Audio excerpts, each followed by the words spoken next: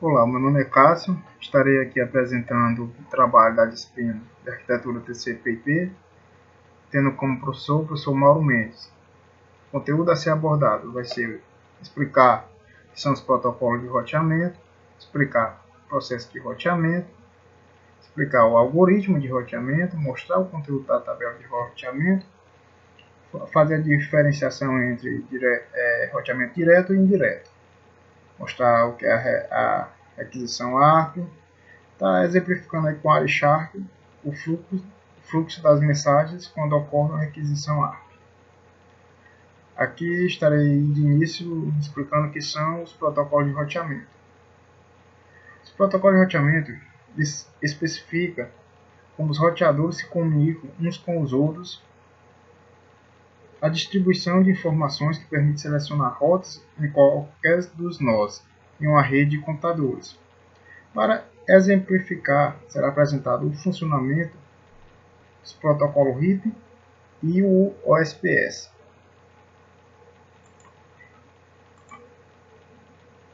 O RIP ele é projetado para redes com tamanho moderado, que utilizam a tecnologia razoavelmente homogênea. Já o OSPF ele é um protocolo de roteamento para redes que operam com o protocolo IP. O OSPF, na realidade, já pode ser empregado em redes de pequeno e grande porte. Que no caso do protocolo RIP, ele utiliza o menor número de saltos. Ou seja, você estando na rede aqui 172.16.00 para a rede 192.168.0, você pode verificar que existe uma rota na parte de cima, a parte do meio e a parte de baixo. No caso do protocolo RIP, ele utiliza o menor número de saltos, certo? Então, nesse caso, qual seria a rota que ele iria estar seguindo? Nesse caso aqui, nós temos aqui 2 megabits em cima, 4 megabits embaixo, 500 kilobits no meio. Nesse caso, o protocolo RIP ele estaria seguindo a rota do meio, ou seja, a qual tem o menor número de salto. Você verifica que ele só atravessa um roteador. No caso das rotas RA para RC até RB, ele ultrapassa 2 roteadores, como também embaixo. Já o protocolo OSPF, ele utiliza a melhor velocidade, ou seja, melhor largura de banda. No caso aqui, qual seria? Seria a faixa de baixo, porque ele utiliza 4 megabits da RA para RC e 4 megabits da RC para RB. Então, esse é a função dos protocolos de roteamento. É fazer a comunicação entre os roteadores e procurar a melhor rota possível, de acordo com o protocolo a ser utilizado. Vamos dar seguimento aqui no trabalho. Vamos aqui estar explicando o processo de roteamento. O que é o processo de roteamento? É o mecanismo em que duas máquinas em comunicação elas acham e usam o melhor caminho através de uma rede, como foi mostrado na parte de cima. O roteamento verifica os caminhos que são disponíveis.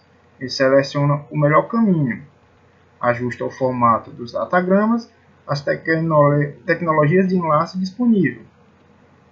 Esse processo de roteamento ele ocorre na camada de rede.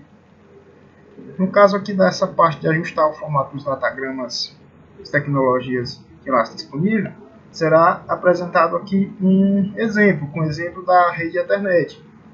Vamos ver aqui a limitação da tecnologia que é usada, no caso na camada de enlace. Essa limitação é o que? É o tamanho do quadro. Exemplo, na camada de enlace temos o cabeçalho, aqui o cabeçalho, e a área de dados, e o cheque de erro no final. A camada de enlace é a única que tem a informação de controle no fim. Aqui no caso nós vamos estar utilizando a rede Ethernet com MTU, um padrão 1500 bytes, ou seja, MTU, unidade máxima de transmissão. Qual o tamanho máximo do datagrama IP, ou seja, a informação da camada de rede, sabendo que o MTU é 1500 bytes, será 1500 bytes. A camada inferior, no caso, ela sempre encapsula a camada superior, ou seja, ela coloca as informações dentro do envelope. O que seria o envelope? O envelope é a área de dados, como mostra aqui. A capa na realidade é o cabeçalho, que no caso do cabeçalho ele tem no mínimo 20 bytes, que são 5 campos de 4 bytes. Qual o tamanho máximo que teremos para a área de dados? Sabendo que tem 1500 bytes, nós teremos 1480, porque existe 20 bytes para o cabeçalho. Então, qual o tamanho máximo teremos para a área de dados? Como foi feita a pergunta, nós teremos o 1480, que é os 1500 menos os 20 do cabeçalho. Então, o que é que significa? Essa limitação ela depende muito do padrão da tecnologia de dados que está sendo utilizada. Porque existe outros tipos de padrões. Existe o padrão MTU Ethernet de 1500 bytes, como também tem o padrão MTU de 1498. Vamos dar um exemplo aqui dessa parte aqui, onde eu estou querendo chegar de ajustar o formato dos datagramas da tecnologia que tem lá disponível. Veremos aqui que, se no caso, digamos que vamos encaminhar um pacote com tamanho de MTU 1500, com área de dados de 1480, para o padrão 1492, que seria outro padrão. Não vai dar, porque tem que ser formatado através dessa parte de ajustar o formato dos datagramas, porque você verifica que 1492 já é o tamanho máximo, e no caso aqui nós teremos 1500 bytes, ou seja, não vai caber se você tentar fazer o envio desse pacote de 1500 para um padrão de 1492. Então tem que ter esse ajuste que é feito pelo processo de roteamento. Daremos aqui continuidade no andamento do trabalho. Que nós verificamos aqui, vamos estar aqui verificando aqui o algoritmo de roteamento, com uma breve explicação. Aqui no caso nós teremos aqui o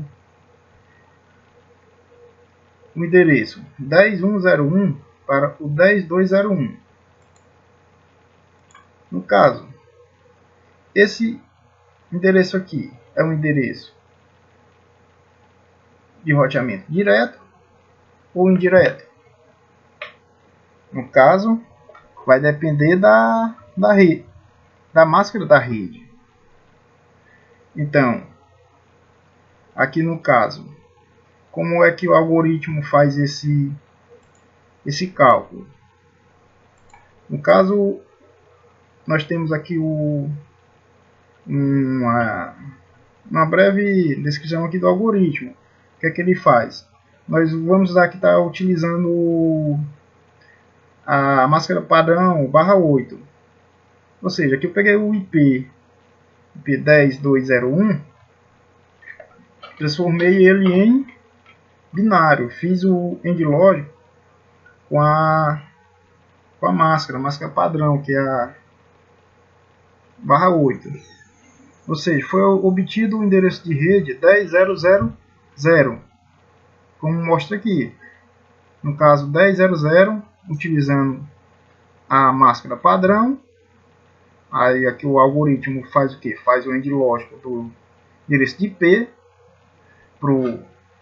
para a máscara de rede, como é que é feito? Ele faz aqui o end lógico, ele faz a multiplicação, na realidade. Ele pega aqui, tudo que for multiplicado por zero vai tá dando zero. Ó, esse zero vezes a parte de cima dá zero, esse vezes esse dá zero também, essa parte de baixo com a parte de cima vai dar zero, que mesmo 1 multiplicado por zero dá zero. E aqui no caso, tudo que for multiplicado por zero vai dar zero. Aqui, o único que vai estar dentro aqui é 1. 1 vezes 1 que dá 1, 1 vezes 1 dá 1. Se você for transformar, depois de fazer esse end lógico, for transformar no endereço decimal, você vai encontrar a máscara padrão 10000. Ou seja, ele fez aqui o end lógico do endereço 10201 com a máscara padrão e ele encontrou a rede 10000, que é a mesma rede que tem aqui no início. Ou seja, esse roteamento é um roteamento direto. Ele não precisa fazer a consulta no gate. Agora, no caso, como aqui diz que esse roteamento, para ele ser direto ou indireto, depende da máscara, vamos estar utilizando aqui outra máscara, a máscara padrão 16. Vamos estar aqui transformando o endereço IP 10201, como foi feito aqui em cima, em binário, transformando a máscara barra 16 também em binário, fazendo o mesmo end lógico, multiplicando parte de cima pela parte de baixo, obteve-se a rede 10002. Ou seja, quando for fazer esse procedimento, fazer essa multiplicação, no caso vai estar dando outra rede, que é a 10002. 10, está alterando aqui, 200.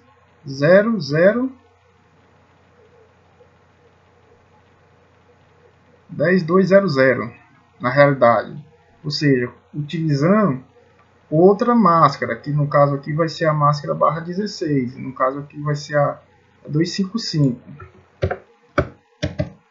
255.255.00, como mostra aqui, 255.255.00 barra 16. Então, fazendo o end lógico do IP de destino 10201, alterando a máscara padrão, que era a barra 8 para a barra 16, após o algoritmo fazer o cálculo, é verificado que se trata de outra rede. Então, no caso, não é um roteamento direto. Ele vai fazer a busca do gate para estar fazendo esse roteamento indireto. Já não faz mais parte do roteamento direto. Através do end lógico foi identificado uma rede diferente.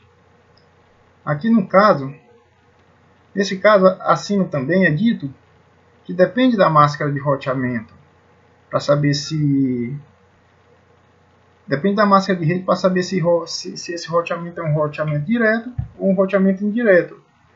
Mas se você for olhar aqui para o pacote Datagram IP, não existe a informação da máscara. Então, onde é que vai ser encontrado o endereço da máscara de rede? Vai ser na tabela de roteamento. Você verifica que tem todas as informações, mas não existe a informação da máscara de rede. Então, verificando aqui, ó, quando o pacote chega em uma das interfaces do roteador, ele analisa sua tabela de roteamento para verificar se na tabela de roteamento existe uma rota para a rede de destino. Pode ser uma rota direta, ou então para qual roteador o pacote deve ser enviado. Este processo continua até que o pacote seja entregue na rede de destino, ou até que esgote o limite de 16 hops, ou seja, a quantidade de roteadores que estão sendo ultrapassados. Aqui, uma entrada de tabela de roteamento possui os campos indicados no esquema a seguir. Vou tentar estar explicando aqui, que aqui você verifica que aqui não não era mostrado o endereço da máscara, a subrede, mas aqui no caso aqui na tabela de roteamento já obtém-se a máscara, certo? A máscara de subrede. Teremos aqui explicar o que seria esse Network ID. Este Network ID é o endereço de destino. Network máscara é a máscara de subrede usada para a rede de destino. Aqui essa parte neste hop, no caso é o endereço da interface para qual o pacote deve ser enviado. Ou seja, pode-se ter como exemplo aqui vamos supor que a máquina tem o endereço 10.200.200.204,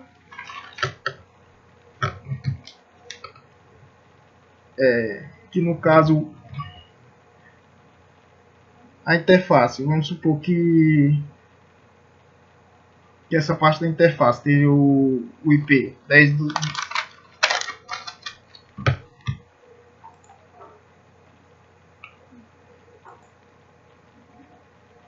Pronto, acabei aqui que me atrapalhando um pouco, mas no caso essa parte do mesh hop, ele nada mais é do que o endereço IP da interface para o qual o pacote deve ser enviado, como já foi falado. Pode ter como exemplo aqui um gate com o endereço 10.200.204. Aí já aqui na interface você pode estar tendo como exemplo a tabela de roteamento interna. Vamos supor que a tabela de roteamento interno, o computador, o número IP dele, do campo interface, ele sempre será o número IP da placa de rede. Ou seja, teria esse exemplo. Aí no caso da métrica, a métrica aqui é a distância da rota entre destino e origem. Ou seja, duas rotas com o mesmo destino, ele escolhe o melhor valor do campo, a métrica, o número menor de host. Ou seja, ele escolhe o menor número de atravessamento de roteadores. Que no caso aqui, essa parte aqui dos campos da tabela de roteamento, tentar dar uma explicação mais ou menos o que seriam esses campos. Mas a intenção aqui que está mostrando é que nessa parte da tabela de roteamento é verificado que se encontra alguns campos que é o que também tem o campo da máscara de subrede, que é o que não está apresentando aqui no datagrama IP, para ele estar identificando se se trata de um roteamento direto ou de um roteamento indireto.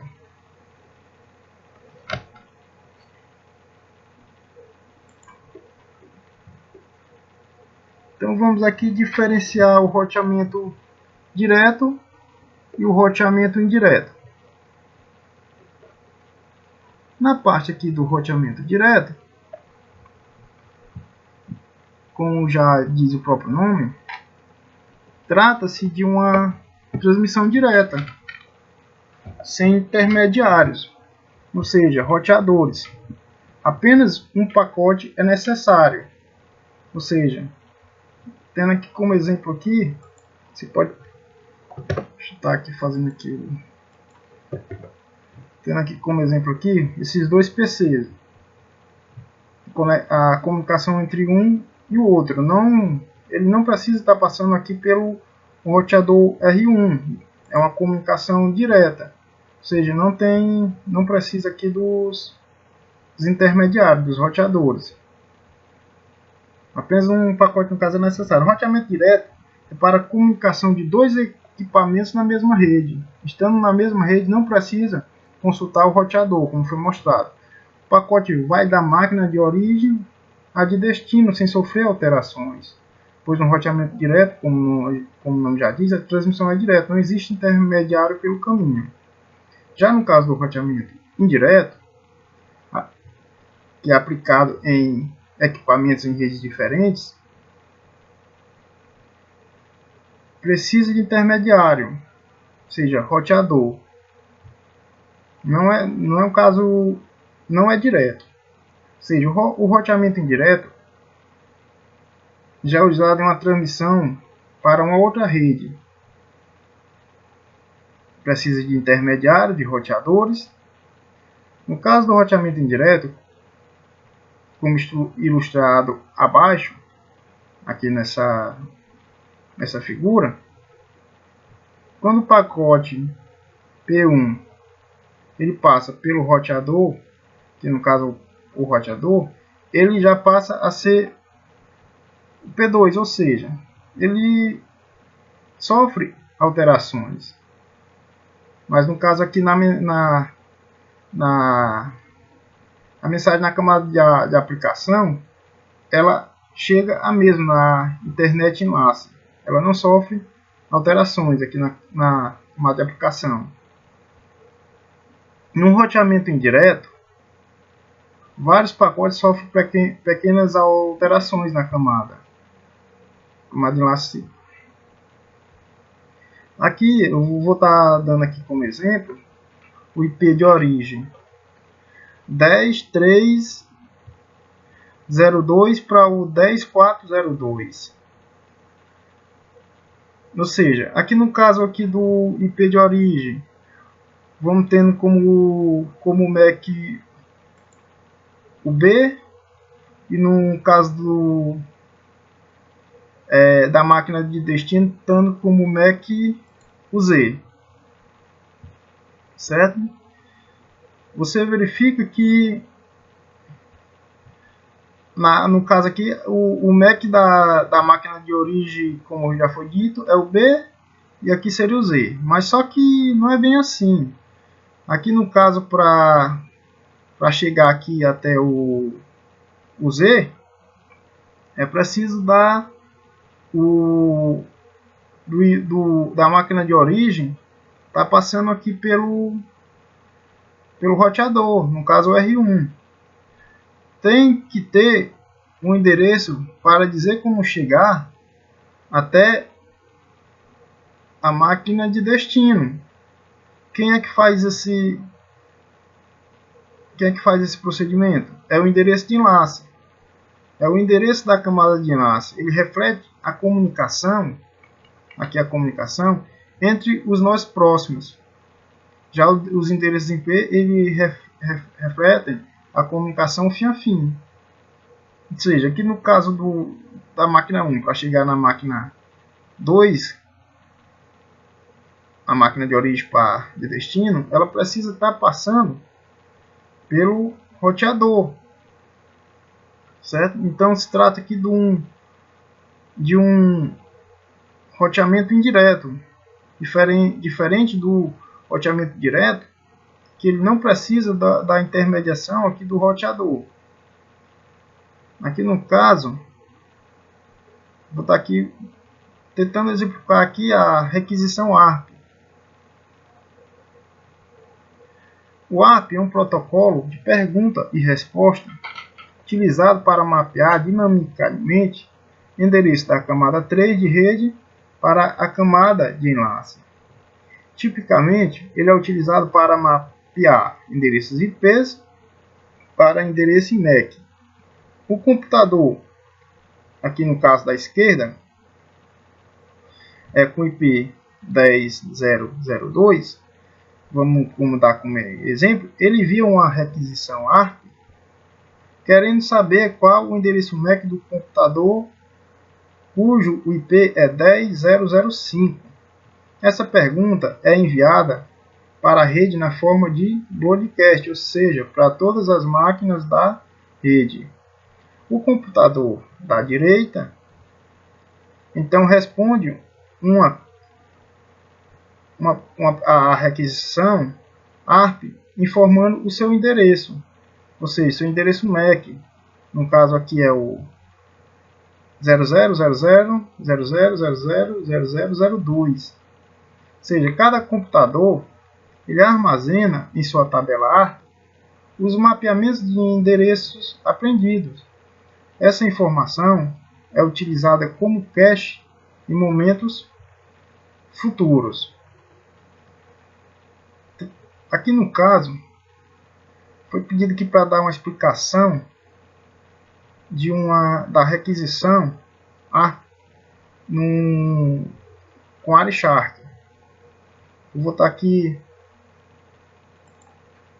abrindo aqui o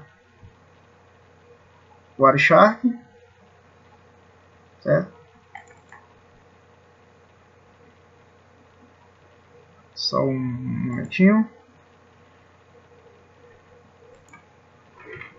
Então, dando continuidade ao trabalho, vou tentar aqui exemplificar com o Wireshark o fluxo das mensagens quando ocorre uma requisição ARP. Certo? Vou estar aqui abrindo aqui o Wireshark, abrindo aqui o prompt de comando da máquina física. No caso, eu vou estar aqui executando ela com administrador. Pronto. Vou estar aqui abrindo o VirtualBox. Vou estar tentando fazer essa requisição ARP com o Wireshark.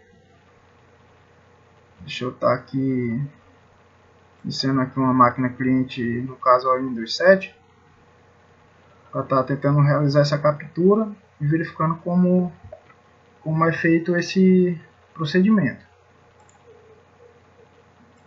Estou aguardando aqui, só enquanto aqui a máquina inicia. Aberto aqui, no caso a máquina cliente, estarei também abrindo aqui o CMD da máquina para estar verificando aqui o endereço de IP, né? Através do comando picofi. Caso ela aqui tenha o endereço IP 92.168.0.19, verificar aqui o IP dessa máquina física. Temos aqui o IP 192.168.0.116. Aí no caso aqui, deixa eu estar verificando aqui se não tem alguma conexão em aberto, para não estar atrapalhando aqui a captura. Pronto, aqui no caso eu vou estar aqui startando aqui o Wireshark. Deixa eu estar limpando primeiramente a tabela ARP com o comando ARP-D. Feito a limpeza da tabela ARP, eu vou estar aí dando o ping na rede 92.168.0.109. Deixa eu estar conferindo aqui. 192.168.0.109, isso mesmo.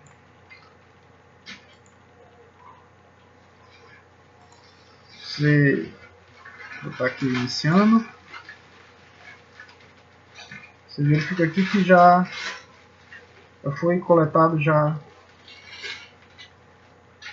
vários pacotes. Vou estar filtrando aqui por ARP.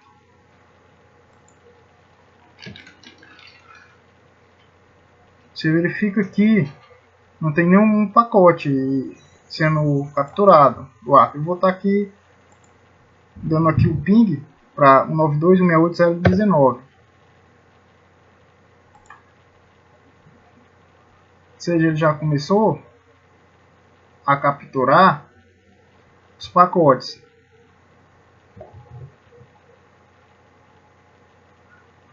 Deixa Deixa eu estar verificando aqui se ele já conseguiu dar a resposta. Pronto, eu vou estar dando aqui um stop.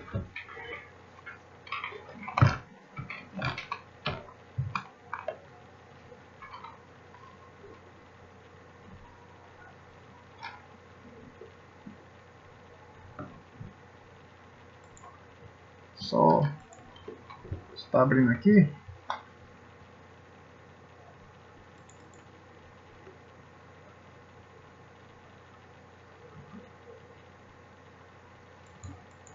Novamente para verificar o que houve. Pronto. Aqui no caso, depois que o Wireshark ele fez a captura, você verifica que o que foi que ele fez. Eu dei o comando ping com a mensagem de broadcast através do protocolo ARP, fazendo a pergunta aqui. No caso, who host, ou seja, quem tem o IP 192.168.0.109, TEL, conte ou retorne essa informação para o IP 192.168.0.116, que no caso é o IP da minha máquina física, como foi mostrado. Aqui no caso, a máquina, no caso de destino, ela retorna a resposta para a máquina 106. Ela informa: o meu MAC, no caso, é o 0800270012D3. E faz isso inversamente. Ele pergunta novamente através do segundo pacote: quem tem o IP 192.168.0.6, responda para quem tem o endereço MAC. Qual o endereço MAC na realidade? Do IP 192.168.0.106, responda para a máquina 192.168.0.109. Aí no caso, essa resposta ela é dada e vice-versa. Então, no caso do protocolo ARP, ele faz a requisição através de uma mensagem de broadcast, na qual a máquina de origem solicita para a máquina de destino, e a máquina de destino faz a resposta informando o seu MAC, seu endereço físico. E ele faz a pergunta novamente e para ter a confirmação do MAC de quem está fazendo a solicitação, no caso da máquina de origem, que é a final 92.168.0.106, final 0.106. Então, eu tentei aqui exemplificar aqui através do Wireshark aqui a requisição ARP, e espero que tenha como se diz, concluído o trabalho com informações satisfatórias. É o meu primeiro vídeo que eu estou fazendo. Espero que vocês tenham gostado.